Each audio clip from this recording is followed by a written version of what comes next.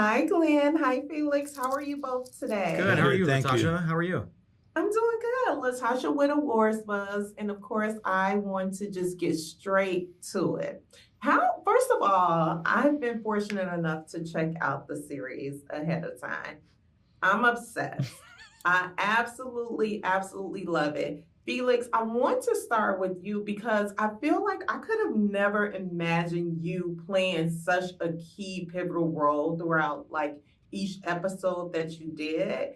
And I feel like your character was so like full of life. It was so fun. Like how exciting was this entire journey for you playing Jose? Fantastic, fantastic. I've said this 100 times and I'll say it 100 times more. I'm a child of the theater. I grew up on the boards in the theater, and nothing but warms my heart more and inspires me more than to be a part of a project that felt like I was doing a play in front of a camera. You know, there was an ensemble. It was a repertory. The storyline takes its place that way, written by a playwright based on a play, LMNOP. And so for me, it was just like I was doing a play in front of the camera, and that to me was able to get me through and inspire me and keep me creatively juiced and going. So it kind of felt okay that even if I quote unquote wasn't saying anything, I was still part of the story, and I was still part of the set and the essence of it. You know, the kind of ensemble theater work that is the stuff that I love. It's where I'm from. So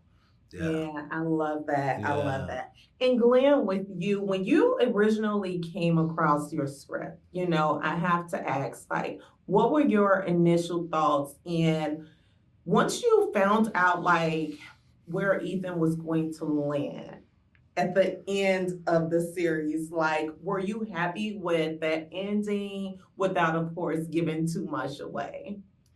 I wasn't happy about it on Ethan's behalf, but as a performer and an actor, I thought his arc was really really interesting. Look, as somebody who's spent a lot of time working in television and playing characters that don't ever change and evolve because they can't by their very nature. If they did change and evolve, the show would no longer be the show. So, I'm always craving these days looking for characters that have some sort of an arc. And even though I think Ethan, I do think that a large part of Ethan's transformation will happen off camera after the series ends, and he sort of comes to terms with the fact that he created this for himself and that it's not actually Simone's fault that he is where he is. I think it's going to be ultimately a good thing for him. And when the script when I first came across the script, I was really really excited to play this kind of sweet and naive guy. I just don't often get the opportunity to play that. I'm often playing like sort of narcissistic, belligerent, raging jerks. So to play this kind of like sweet, naive man was very fun.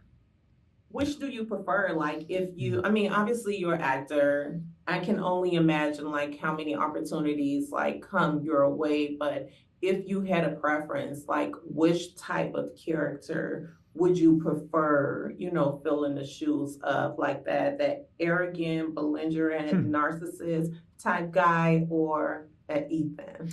I think most of us as actors, well, not everybody. I guess there are people who like sort of they have a thing that they do and they like to continue to do it, and I've every respect in the world for an actor who does that. They know what they like and they just keep doing it, and I think that's great.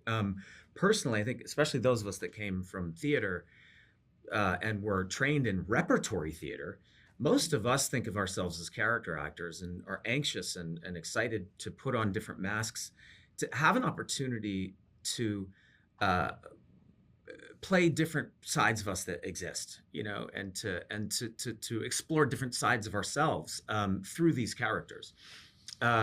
So I would say probably if I'd spent the majority of my career playing sweet, nice guys, I would be dying to play a jerk and a bad guy, right? Yeah, yeah. Having spent the majority of my career playing sort of that, now I'm craving playing like nicer protagonists, right? Just because it's different, but not because I prefer one over the other. It's just different. Yeah, I Mhm. love that. Felix. Yeah. aka Jose, Peter's right-hand man. Mhm. How amazing did it feel like not being in a position where Michaela had an opportunity to fire you and get rid of you, right? Yeah. What is it that the viewers can expect to see between, your dynamic with, of course, Peter versus Michaela? Well, the loyalty, I've mentioned this and I brought this up a couple of times today, which is that I did have a genuine perspective of Sancho Panza and Don Quixote to serve and protect your master in a good way, a bad way, for better, for worse, for dark, light, whatever, to be that, to be of servitude to him, which would then, for me, allow the decisions that I'm making to the other characters around him be based on that. And so it Yeah. became very easy, one. And two, the dialogue as written, the storyline as written, allowed for me to have a moment where I could unexpectedly, which is, I think, one of the, again, compliments to the writing, is that you have an unexpected moment where you would think a person in a situation of servitude or in a position of servitude would never speak that way to the person who employs them. And yet we find and discover and surprise, which is a beautiful thing again with the story, is that he does not work for her. Yeah. He works for him. And she had to understand that and know that. So kind of fun, and kind of fun to be able to do that again. We talked about this earlier about when you trust the actor you're working with, when you allow yourself to trust the person you're about to be mean to, or your person you're about to be harsh to, that it allows you to do it knowing they're not going to take it personally. It's not going to be an issue, that it's part of the story. It's part of serving your responsibility to the character, So that was fun. It's always a lot of fun to be able to just turn on a dime and give that moment. Yeah, I Yeah, feel like my favorite episode, of course, was episode 5. I feel yeah, like all of the characters went out with a bang, and yeah. some of them did not bounce back, Ethan. My But character bounced, but he bounced. he bounced a few times. It's just in a different way. Yeah. In a different way. yes, but I'm always interested when I'm speaking with actors and actresses to hear, like, was there a favorite episode, a favorite line, a favorite scene of yours, like throughout the entire series? There's so many great lines in this Yeah. that really jumped out at me, that made me laugh, and they're not the kind of lines that you would necessarily think. But this is so silly, but it was so funny to me and to Molly, the writer, when Julianne, after the bird funeral,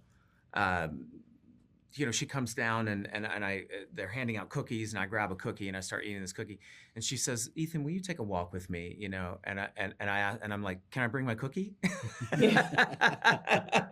This guy's like oblivious, you know what I mean? Just the obliviousness of, like, It's a great moment. it's so many questions, kind of like, why wouldn't you be able to bring your cookie? Why are you asking her in this moment of grief Sure. whether you can bring your cookie? Absolutely. Stupid things like that were so funny to me. And then, also, Bill's character, Bruce, at one point, he's in the house and we're having this, like, really intense and really fiery dinner scene. And then it just cuts over to him and he's like, "Why is there a horse in here?" It's just great. And then he leaves the room asking about the size of the water heater. It just kills me. Yeah. But what's so great about that is that, and what's great about any kind of writing like that is, on the surface it's just a funny line, but what makes it so great is it reveals character. Yeah. Right? It tells you something about the world that we're exploring, and the world. Bruce has never seen anything like this level of opulence, and the fact that the first thing that comes to his mind is, my goodness, what size water heater must it take to heat this place, Yeah, right? to heat the Like, place. and so that tells you something about his character and the world he comes from. So yes, it's Yeah. funny, but it's revealing as well. And Molly's just such a brilliant writer, and she knows that. Yeah, I think it's also so interesting. Although, like, this is a, somewhat hilarious given certain scenes and episodes series, is very relatable. right? Because you do have the real life Michaelas that exist. You do have the real life Simone's, individuals who have gone through traumatized like upbringings and come from basically like a bad areas in Yeah. the US, right? But I think speaking of Simone, with you, Felix, episode 5, I just cannot believe how excited you and the entire staff was Celebration dance. It's so good. The when it was celebration going dance. down with Yes. Simone, Yes. right? So when I'm speaking of that dynamic, that relationship between yourself and Simone, like, Yeah. what was that like? Because you were excited, but I also, as a viewer, I'm like, at the end of the day, Simone is just doing her job. Like, Sure. why is everyone like Mm. so excited to see this happen to Sure. her? So, will me in and kind of delve into that a little bit for me. Yeah, well, so we've talked about this earlier today, and I think this is an apropos time to bring it up. The mythology of this story, right? The kind of Greek mythology and the siren mythology of this story plays very much into that. Mhm. Whereas you have this status quo, you have this status character, and you have another status character, and their statuses are in combat, and very much like a Greek tragedy or like a mythological story, and so those have to be in place in order for the moment in the kitchen where he dances to happen. We all have to, as an ensemble, dislike what this woman is doing to us because she's basically making our lives miserable, right? She's having you carry a piano down a 5,000 step staircase to be told right after carry the piano back up, metaphorically and literally, but that is happening. And so because of all of those things that have been established before the moment of the dance, then you're allowed to then go there. 1, and 2, you don't expect that kind of response, which is what makes this show super unique itself, in and of itself, is that you're getting responses that you didn't think that you would necessarily see in those moments, but it is about that. It's about the establishment of this person who's kind of sort of just making our day miserable, making our lives miserable in a frustrating way. And that's part of the dark comedy of it, is that on the surface, it's just, oh my gosh, I have to bring these chairs or I have to bring this thing up and down again.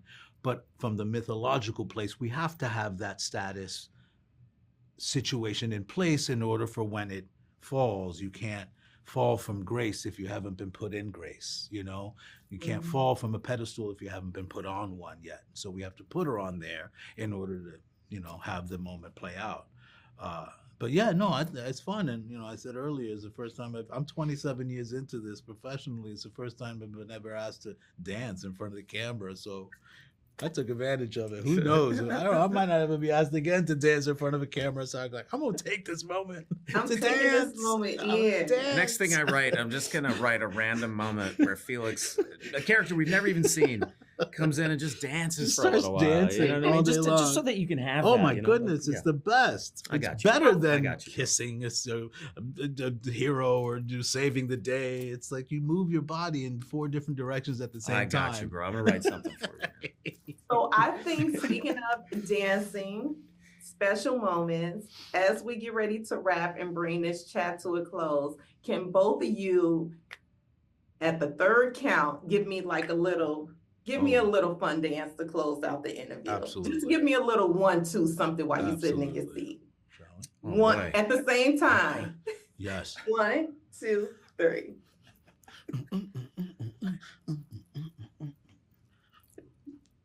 Listen, Glenn, Felix, thank you so much for your time today. Thank It was you. such a pleasure. Thank you. Thank you. You as And I'm well. so ecstatic for the world to see this project. I'm I glad. really am. Thank you. Thank you very much.